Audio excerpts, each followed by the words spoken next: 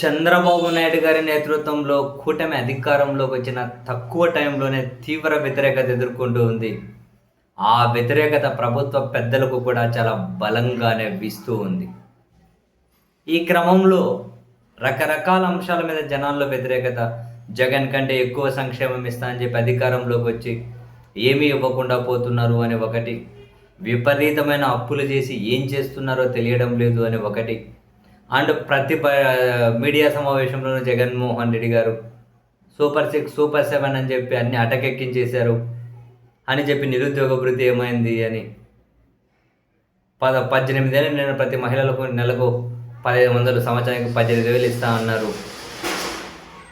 అదేమైంది? అసలు ఇవన్నీ అమలు చేయకుండా సూపర్ 6, సూపర్ హిట్ అని ఎట్లా చెప్పుకుంటారు అని జగన్ గారు అంటున్నారు. జనంలో కూడా ఆ చర్చ జరుగుతూ ఉంది. ఈ క్రమంలో చంద్రబాబు నాయుడు గారికి కూడా కొన్ని నివేదికలు అందుతూ ఉన్నాయి. ప్రధానంగా మహిళలకు ఇస్తామని చెప్పి నెలకు 1,500 ఏదైతే ఉందో 18 ఏళ్ళు దాటిన మహిళలకు, 18 నుంచి 59 ఏళ్ళ మధ్యలో ఉన్న వాళ్ళకి ఆ నెలకు 1,500 ఇవ్వకుండా మన ప్రభుత్వం మీద వ్యతిరేకత కొంచెమైనా తగ్గించుకోవాలన్నా కష్టం. అండ్ మహిళలు మన వైపు మొగ్గు చూపాలి అన్నా కూడా కష్టమే. ఇప్పటికే ప్రభుత్వ వ్యతిరేకత కనిపిస్తూ ఉంది. సో ఇటువంటి పథకాలు అమలు చేయడం ద్వారా కొంతవరకైనా వ్యతిరేకత తగ్గించుకోవచ్చు, మహిళలకు దగ్గర అవ్వచ్చు. మహిళల్లో వ్యతిరేకత కనుక తగ్గించుకోగలిగితే మన ప్రభుత్వాన్ని మనం సేఫ్ సైడ్ మరీ వ్యతిరేకతలో కొట్టుకుపోకుండా కాపాడుకోవచ్చు అని కొన్ని నివేదికలు చంద్రబాబు నాయుడు గారికి అందాయి అని, ఆ దిశగా మరి మహిళలకు ఆ పథకం ఏమైనా అమలు చేసే అవకాశం ఉందా అని ఆ దిశగా కసరత్తు చేస్తూ ఉన్నారు అని, ఇంకా జగన్మోహన్ రెడ్డి గారికి మళ్ళీ జనం పాజిటివ్ అవుతూ ఉన్నారు. అది ఇంకా మళ్ళీ పెరిగి పెద్దదైతే మన అధికారం మన కష్టం.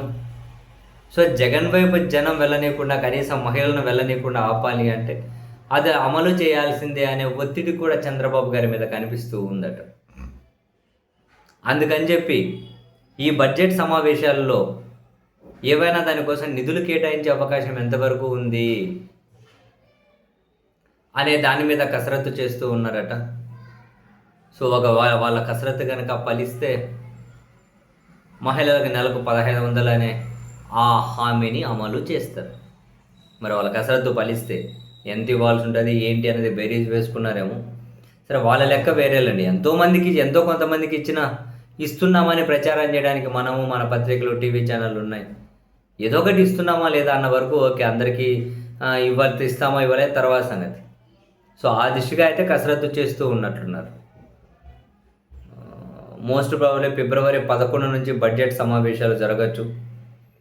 ఎప్పుడు జరుపుతారన్నది ఈ నెల 28న క్యాబినెట్ సమావేశం ఉంది. ఆ రోజు ఫైనల్ నిర్ణయం తీసుకుంటారు. ఫిబ్రవరి 11 నుంచి బడ్జెట్ సమావేశాలు జరిగితే ఫిబ్రవరి 14న బడ్జెట్ ప్రవేశపెడతారు. ఈసారి బడ్జెట్ సపరేట్గా, వ్యవసాయ బడ్జెట్, ఈసారి ఇరిగేషన్ కూడా సపరేట్ బడ్జెట్ ప్రవేశపెట్టాలి. సో దట్ మనకు అది ఒక మన ప్రభుత్వం మీద పాజిటివ్గా ప్రచారం చేసుకోవడానికి ఉపయోగిస్తుందని కూడా వీళ్ళు భావిస్తూ ఉన్నారు. సో ఆ బడ్జెట్ ప్రవేశపెట్టి ఈ బడ్జెట్ సమావేశాలు కనీసం 3 వారాలు జరపాలని నిర్ణయం తీసుకుంటున్నట్లయితే తెలుస్తూ ఉంది. మరి ఈ బడ్జెట్లో ఏమైనా మహిళలు కేటాయించే దానికోసం ఏమైనా నిధులు అలకేట్ చేస్తారా? అలకేట్ చేసి సంవత్సరాలు ఎప్పుడో సరిదాన్ని అమలు చేస్తారా? ఇంట్రెస్టింగ్. బట్ నివేదికలు అయితే అందుతూ ఉన్నాయి. వ్యతిరేకత తగ్గించుకోలేము అది అమలు చేయకుండా అని. జనాలు మరీ ముఖ్యంగా మహిళలు జగన్ గురించి ఆలోచిస్తూ ఉన్నారు, పాజిటివ్గా మాట్లాడుతూ ఉన్నారు. అది తగ్గించుకోవాలంటే మనం ఈ పథకం ఇవ్వాల్సిందే. చూద్దాం ప్రభుత్వం ఏమైనా నిర్ణయం తీసుకుంటుందా, లేదు అని ఎన్నికలకు ముందు ఈ సంవత్సరం అయితే మళ్ళీ వచ్చే సంవత్సరం ఏమైనా ఎన్నికలకు ముందు ఒక సంవత్సరం ఏమైనా ఇచ్చి వాళ్ళ దగ్గర నుంచి మనం ఏమైనా పాజిటివ్ వైబ్స్ పొందొచ్చా అని కూడా ఆలోచిస్తారు. ఇప్పుడు 24లో అధికారంలోకి వచ్చారు.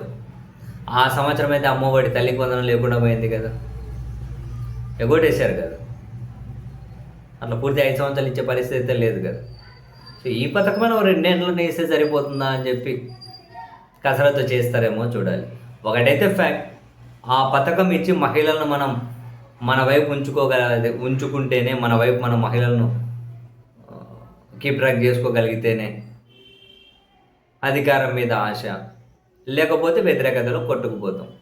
ఈ నివేదికలు ముఖ్యమంత్రి గారికి అందాయి. ఏం నిర్ణయం తీసుకుంటారో తెలియదు.